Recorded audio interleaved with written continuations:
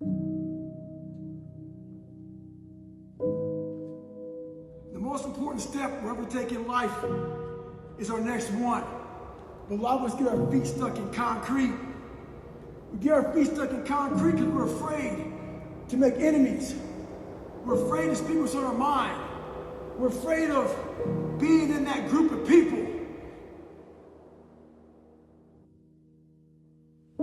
And when you walk away, we're afraid of what they might say behind your back. All that fear clouds your brain, clouds your thinking. One thing in life, you're gonna always have haters.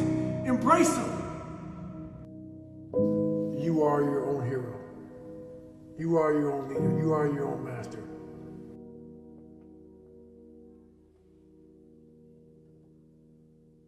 Learn one thing. Shut the noise out. Embrace the fact that people don't like you. It means you're doing something right. We idolize so many people, and we want to be them. We want to be someone else. And in doing that, you lose all the potential of who you are. You be them, you are them, you become them, and you lose you. You must hold yourself accountable, and being your own hero, that's what that does. You make yourself so totally accountable for who you are. You focus on you and only on you to become the best person you can be for others.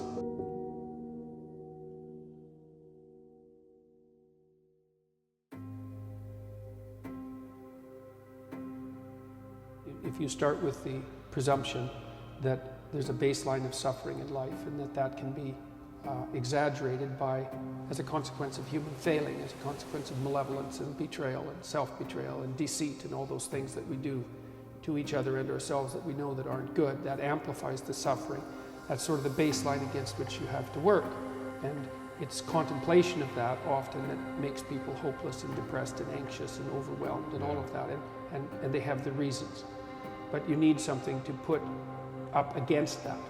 And what you put up against that is meaning. Meaning is actually the instinct that helps you guide yourself through that catastrophe.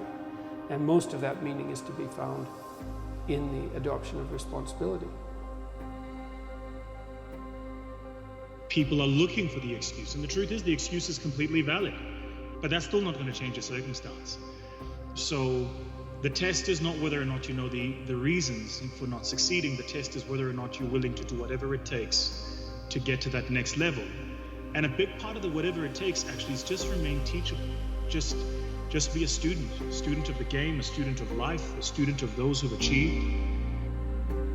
Wanting to become extraordinary, to transform yourself into something that is truly undeniable, to become so good that they can't ignore you.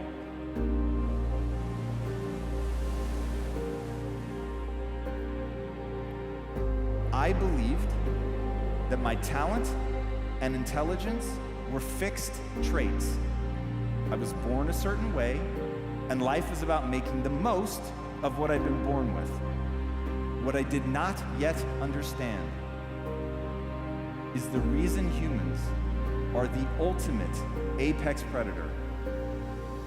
The reason that we have taken over the globe in a way that no other species has is because we are the ultimate adaptation machine.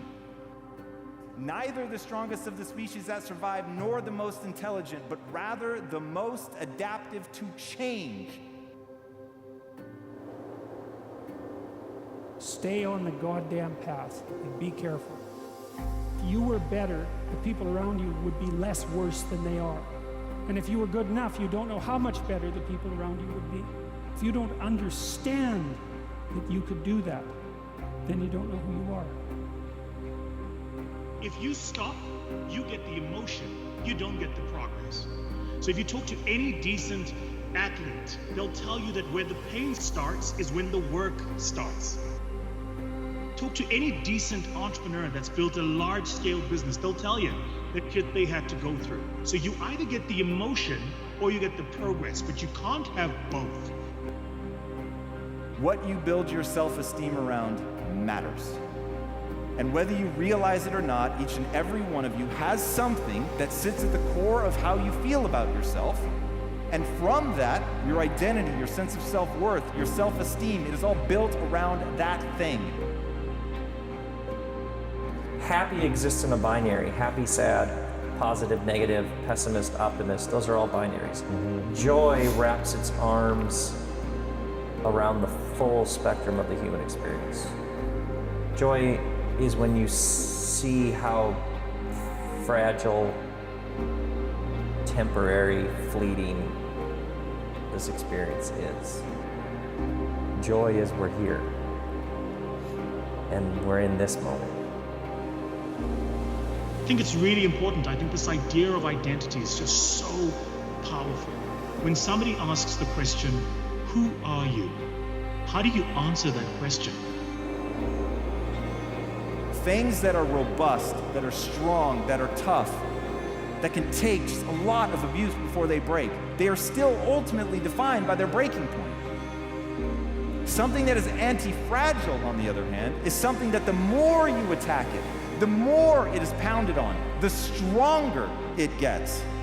Now imagine being able to build a belief system, the thing that you build your self-esteem around. If all of that were tied to something that is truly anti-fragile, that the more somebody comes after it, the more robust it becomes. Being a learner is that answer.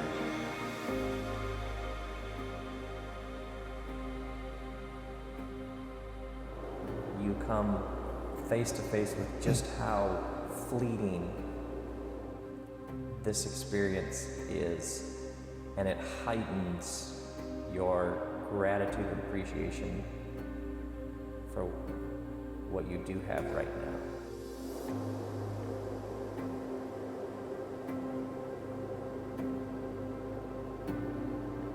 Make no mistake about it, the first noble truth of Buddhism, life is suffering. This is true, and it's worse than that because it's suffering contaminated by malevolence.